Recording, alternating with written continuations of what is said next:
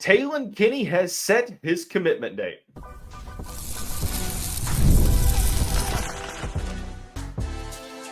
You are Locked On Louisville, your daily podcast on the Louisville Cardinals.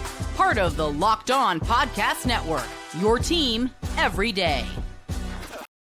Card Nation, what's going on, everyone? Welcome into this Friday edition of the Locked On Louisville podcast. I'm your host, Dalton Pence. This is my 6th year covering U of L, 4th year hosting this show, and I want to take the time to thank you all for making us your first listen of the day. Just a reminder, Locked On Louisville, free and available on all streaming services, 5 days a week, your team every day. Also, be sure to leave a comment in the YouTube section below because, as you all know, that is a great way to help the show continue to grow. It is much appreciated. Continuing through the Louisville football bye week, I was like, you know what? Let's talk a little basketball recruiting. Taylen Kinney, the top guard priority in the 2026 class, has set his commitment date for late September. There's something that's worrying me about this recruitment. We'll explain coming up shortly. We'll also give an update into some official visit schedules. There is one set for next weekend for a rising center that Louisville has begun to prioritize. And we'll discuss Colben Landrew, Louisville frequently making in-home visits for a high-rising player in this class. And we'll also react to the ACC conference schedule getting released for this season. Some interesting things that I observed regarding who they're playing, who they're not playing, and the January, February schedule. But first, today's episode of the show brought to you by Mazda. Like our players, we sweat every detail because when you make every move count, pulling off the unexpected is only the beginning. Stay tuned later for highlights in this week's Moving the Game Forward. Mazda, move and be moved.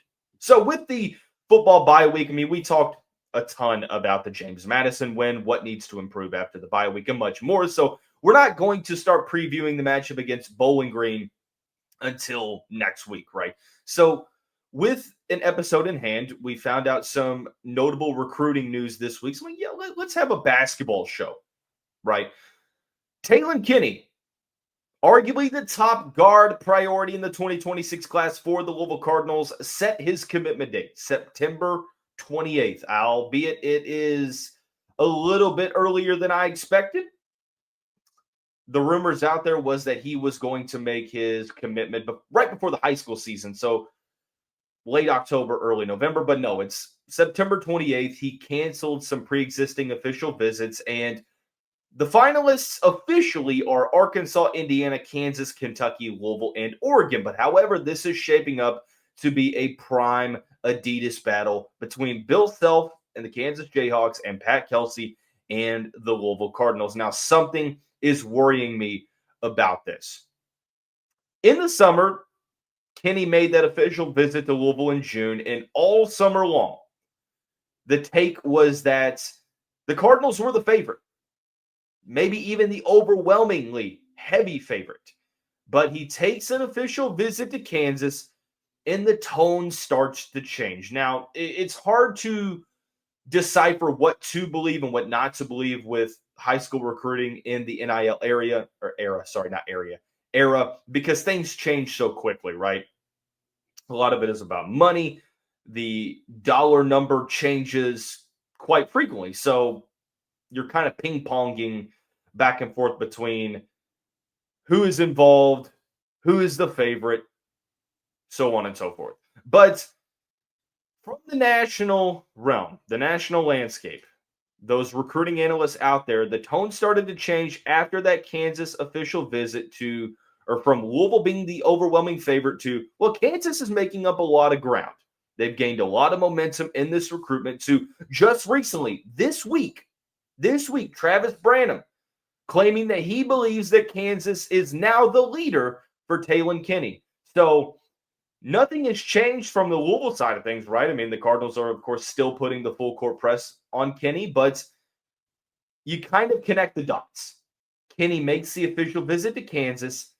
The word comes out that the Jayhawks are gaining a ton of momentum, and then all of a sudden, official visits get canceled and a commitment date gets set.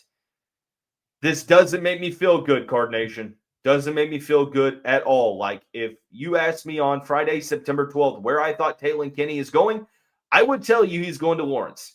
That is my gut feeling. Now, of course, I don't have any firsthand recruiting knowledge on this recruitment. I'm not going to sit here and act like I'm an insider because, contrary to popular belief, for a couple years now, I've claimed that, I'm not an insider. I'm just reacting to the secondhand information out there.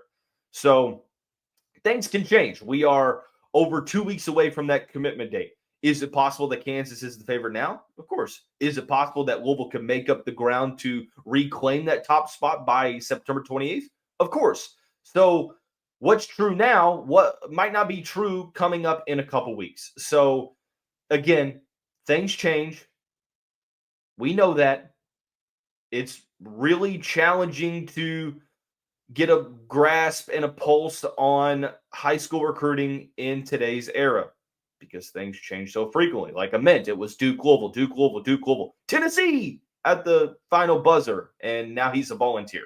So I don't know. Is it going to be Louisville? Is it going to be Kansas? Is anyone else going to sneak into the picture? Who knows? But of course, if they get him, it is one of those statement victories. After you got Michael Brown Jr. last cycle, you go out and get one of the top point guards this cycle as well. Of course, Taylen Kinney has somewhat local ties, being from Newport, Kentucky, up there by Cincinnati. So somewhat local, right? I mean, it's not the 502 area, but it is the state of Kentucky. So it would be a nice start to this 2026 class that currently does not have any members at the moment. You are still recruiting Tyron Stokes. You are recruiting some other guys in the mix. But if you get this commitment, that is a huge statement. But let's cover the other side of the hypothetical. What happens if they don't? Well, at that point, it's a matter of who is Louisville going to pivot to. The Cardinals prioritized Talon Kenny, and maybe that resulted in the Cardinals not going after other guard options as heavily as they could have. And the optics of it would suck if you prioritize one player as your top guard option and he ends up going elsewhere. That's a tough pill to swallow, right? So who would they pivot to? Well, the obvious choice would be Deron Rippey Jr., who is also ranked in the top 20. He's got ties to the Louisville program, having a relation to Russ Smith. Now, this would be a much more challenging recruitment to win because of the blue bloods that are in this recruitment. North Carolina, Kentucky. Is it too late to get back into this recruitment? Who knows? I don't know who else. Jordan Smith has cut his list. A lot of these other players have cut their list. Maybe Ikenna Alozie is a guy that maybe the Cardinals could get back involved with. However, he's kind of fallen down the rankings. He was a top 25 player, and now, according to 24/7 Sports, he's number 46, and the composite, he's number 31. So, is he that crown jewel at guard for you? Then again, a lot of people see Talon Kenny as a 2-year guy. Maybe Alozie fits that mold of what you're looking for, and you're going portal heavy. But I think regardless, if they get him, if they don't get him, I'm going to trust Pat Kelsey because I think that he's earned the benefit of the doubt. I think that he and the staff have earned the patience of wait to see what we do and then judge the class, judge our recruiting efforts after it's all said and done, when the dust settles. I mean, you got Michael Brown Jr. last cycle. You got one of, if not the best portal class based upon the ranking per player. So Pat Kelsey has earned the benefit of the doubt. So if you lose Taylen Kinney, it's not going to be nice, right? I mean, it's going to suck, but at the end of the day, kind of wait and see what Pat Kelsey and company do. Like, I trust PK and the staff. It would, however, cloud the guard recruiting because as good of a guard class this is, Jordan Smith cut you out of his list. Dylan Mingo doesn't seem like Louisville is highly involved with anymore. Ikenna Alozie, Deron Rippey Jr., other options, like who do you pivot to?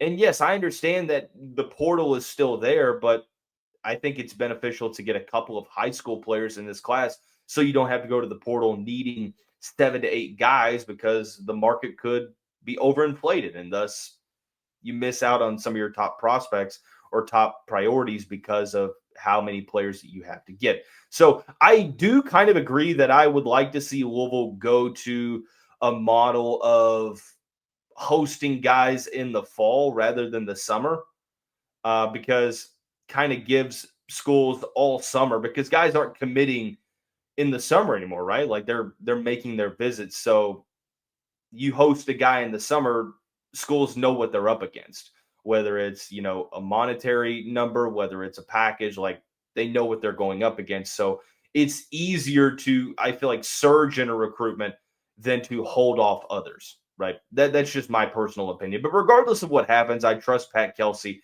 and the staff. But no, the optics don't look good. Your top guard priority that you've seemingly been leading for months, now Kansas is trending. So is Bill Self going to be able to close the deal? Is Pat Kelsey going to be able to gain the momentum back? We'll see. TBD. But some other recruiting tidbits: the Cardinals will be hosting a top riser at center next week, and we'll tell you who that is and much more when we come back on this Friday edition of the Locked On Louisville podcast. Today's episode of the show is brought to you by Mazda's Moving the Game Forward. For those who believe it's not just about playing the game, it's about redefining it. There are moments that do more than put points on the board. They move crowds, move culture, and keep moving the game forward. This week's moment that moved the game forward, you go back to Louisville's win over James Madison. Clev Lubin forcing the fumble in the end zone. AJ Green recovering and giving the Cardinals their first lead of the game on Friday night prime time in the third quarter. That's what keeps the Louisville fans moving forward. When you follow what moves you, the unexpected is only the beginning. And just like there's more to every highlight, there's more to a Mazda vehicle. Mazda, move and be moved. Thanks again for making us your first listen of the day. Just a reminder, Locked On Louisville, free and available on all streaming services 5 days a week. Your team every day. Continuing in this basketball recruiting episode of the show. It's the bye week for the football team, so got the opportunity to talk a little bit about the basketball side of things. Taylen Kinney, of course, making his announcement on September 28th. The Cardinals have been hosting a couple of prospects throughout the month of August, now heading into September and, continuing through the fall. A player that will be on campus next weekend, the weekend of September 19th, is rising four-star center Josh Irving. Josh Irving, a player that Louisville offered in the summer and started to prioritize him pretty quickly after that. Went from just outside of the top 100 to now he's scratching right outside of the top 50. 24/7 Sports has him as the 63rd best player.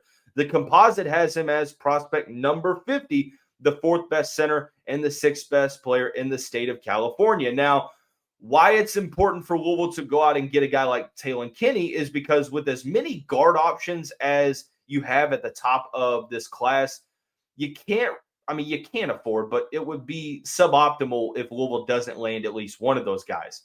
And I think one of the reasons for that being is that it's a guard-heavy class. It's a wing-heavy class. You don't have many top centers. Your Arifan Dian has risen up the rankings exponentially. He cut his list. Louisville is no longer in that list. Outside of him, not many top center options. That's why Josh Irving rising so quickly and so highly, you like to see it because there aren't that many top center options. So now Josh Irving, 6'10", 200 pounds, from Pasadena High School out in northern or northeastern Los Angeles, depending on how you classify where Pasadena is at.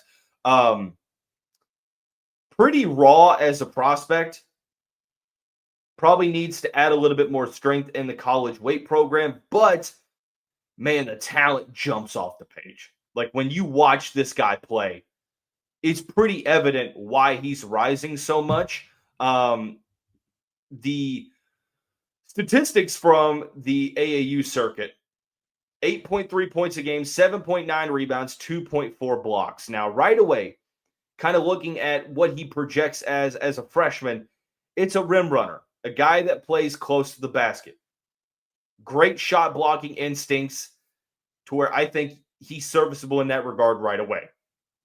Most of his offensive game is centered around being either a lob threat or kind of that cleanup guy around the glass.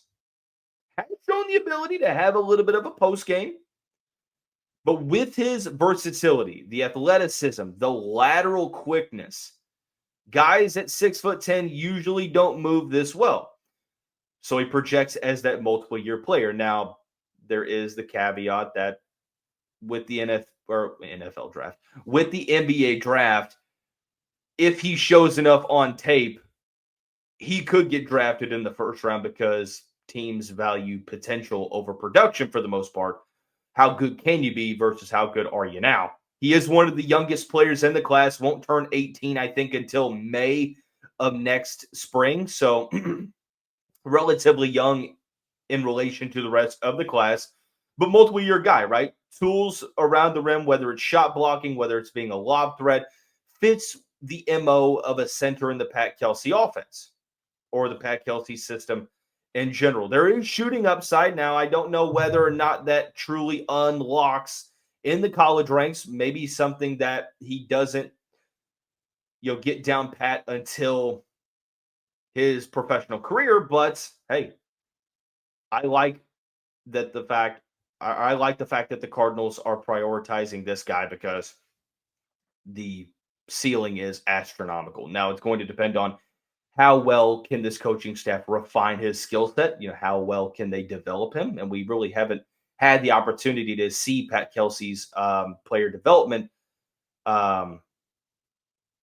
because, look, he's only in year one, or he's just after year one. He's going into year two. So just because of the time aspect of it, we haven't been able to see it. So Josh Irving is a guy that will be on campus for an official visit this upcoming weekend. Or next upcoming weekend, sorry.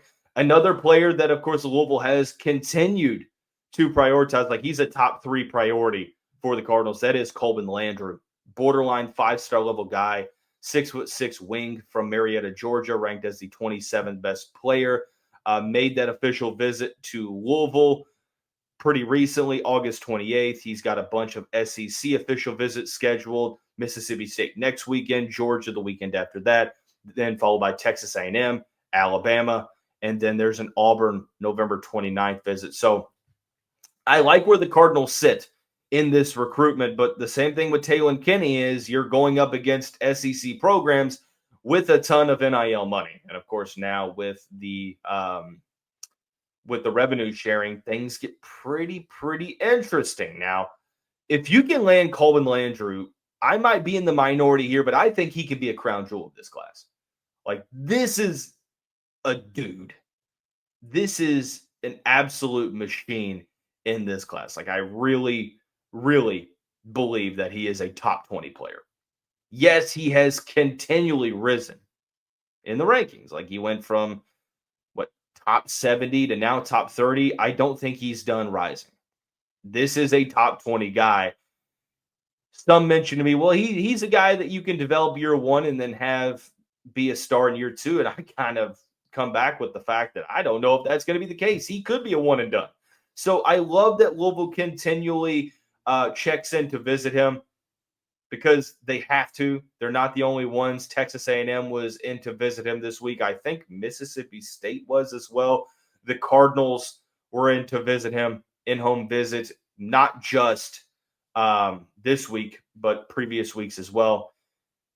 The Cardinals were also in to visit Josh Irving and Tyron Stokes. It's kind of like a geographical advantage because you're recruiting Talon Kenny and Colben Landrew. Both are playing in the Atlanta area or just outside of Atlanta in Colben's situation. So it's a pretty easy trip, knock out 2 birds with 1 stone. And then California, Tyron Stokes playing in Southern California, same with Josh Irving. So the Cardinals have been able to kind of center and localize where they're, recruiting the guys. So going to be interesting at this moment because we don't really know when Colben Landrew's decision is going to come. Kind of in a wait and see approach, which makes me feel a little nervous because even if they are at the top of the recruitment, they have to hold everyone off. And that's kind of a recipe for disaster at times. So Josh Irving, Colben Landrew, I would say 2 of the 4 top priorities. I think the top priorities in no order: Tyron Stokes, Taylen Kinney, Josh Irving, and Colben Landrew. Like, that seems like the top 4. Maybe Anthony Felici is in that top 5. Maybe it's Jackson Richardson. Maybe it becomes Deron Rippey Jr. Hurry up and wait, unfortunately, but a lot of things changing with recruiting, but you can tell by the actions of this staff who they are prioritizing. So when we come back to conclude the show, we're going to react to the ACC conference schedule getting released. Some interesting things that I observed. We'll discuss when we come back on this Friday edition of the Locked On Louisville podcast.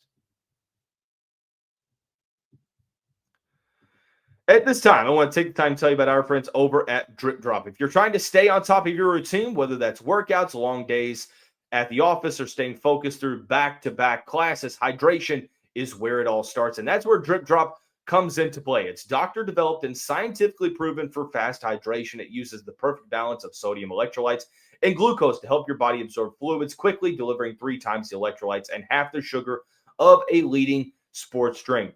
I've tried a lot of electrolyte powders, but nothing tastes as good or works as fast as Drip Drop. It was my go-to when I was training for my marathon. Of course, I'm on the shelf now with a pretty severe high ankle sprain, but whenever I get back into training for that marathon, Drip Drop is going to be my go-to. Right now, Drip Drop is offering Locked On listeners 20% off your first order. Just head to dripdrop.com. Use the code LOCKEDONCollege. That's dripdrop.com with the promo code LOCKEDONCollege for 20% off. Stock up now before the heat hits hard. Also, before we get into the next segment, let's talk about our friends over at DoorDash. It's almost the weekend, Friday, almost the weekend. Technically, maybe the weekend, depending on how you look at it. Let's look back and crown this week's MVP on Who Delivered, powered by DoorDash. Just like you can win every Saturday with DoorDash Streaks, saving more every time you order. These players delivered when it mattered the most. Let's break it down. For the Louisville Cardinals last week on Friday, Cleb Lubin delivered in a big way. 1.5 sacks, 1.5 tackles for loss, a forced fumble in the end zone that gave Louisville its first lead, and 10 overall tackles. When the pressure was on, he came through, no hesitation and no delay. And if you've been watching week after week, you know that this performance wasn't a fluke. And just like Cleb Lubin delivered for the Cardinals, DoorDash delivers your Saturdays. With DoorDash Streaks, you can save every Saturday you order. Stack it up all season, and you can save up to $250, including $100 in DoorDash credits. Ordered this Saturday. Keep the streak alive. Fuel your game day only with DoorDash. Terms apply. Promo period through November 18th. All right, so pretty quickly, let's react to the ACC conference schedule getting released. Louisville's schedule is pretty much all but finalized for the 2025-26 season. Some notable things to reiterate, because things have changed a little bit. Don't forget, the conference schedule went from 20 to 18, so there are less ACC teams on the schedule in favor of bolstering that out-of-conference slate. And, of course, Louisville has done that Denny Crum way of scheduling to where, hey, we're going to get tested early on, but we believe that it's going to be a benefit for the rest of the season and also for the postseason, because we are going to be battle tested.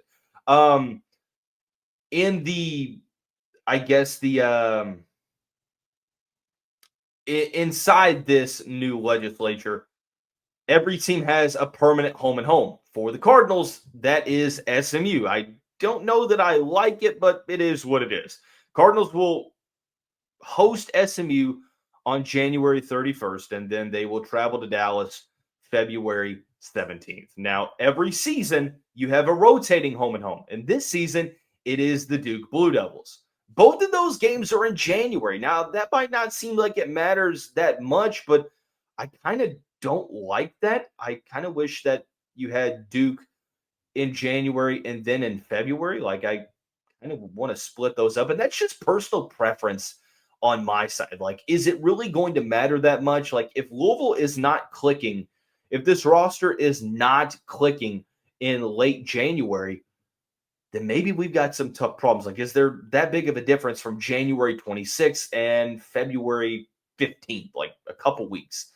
Not really. I kind of just want to break it up because you give yourself an opportunity to continue to build. But maybe that works into Louisville's favor because Duke has more moving parts and more concerns than Louisville because of the veteran leadership that the Cardinals have. But Louisville will host Duke January 6th. It's one of the first ACC games, and then they will travel to Durham on Monday, January 26th. The Cardinals will play the remaining ACC teams once. Well, they will play 14 of the 15 remaining ACC teams once. The one team that they don't play is Florida State.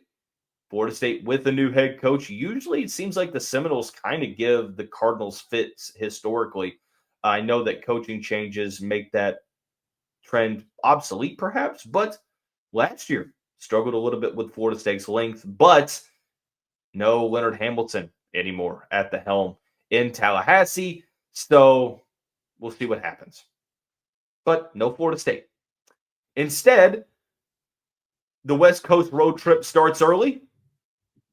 Last year, you hosted Stanford. You hosted California. This year, Tuesday, December 30th at California. January 2nd at Stanford. So that road trip is going to be taken care of pretty early on. I don't really think that matters all that much. But hey, I guess from a viewer standpoint, you don't have to watch too many potential 11 o'clock tip-offs. And I really, really hope that they aren't going to be 11 o'clock tip-offs. But California is on a Tuesday, so there's a chance that it will be pretty late, and Stanford's on a Friday, so we'll see. But there's some Monday games this year. It seemed like last year it was like Tuesday, Wednesday games, and then you had a Saturday, Sunday. This year, you got a lot of big Monday games, and those games are pretty much the most challenging games of the ACC slate. Monday, January 26th, you're at Duke. Monday, February 9th, you host NC State, the Fighting Will Wades. Monday, February 23rd, you're at North Carolina. So your big Monday games are going to be your marquee games on the schedule. Now, the other Monday games, South Carolina State to start the season, Eastern Michigan on November 24th.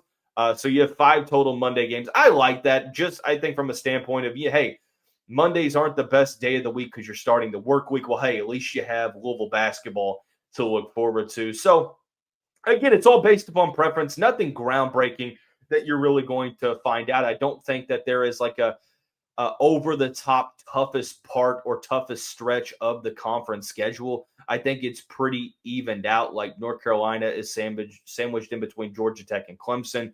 Duke is sandwiched in between Virginia Tech and SMU, Stanford and Boston College.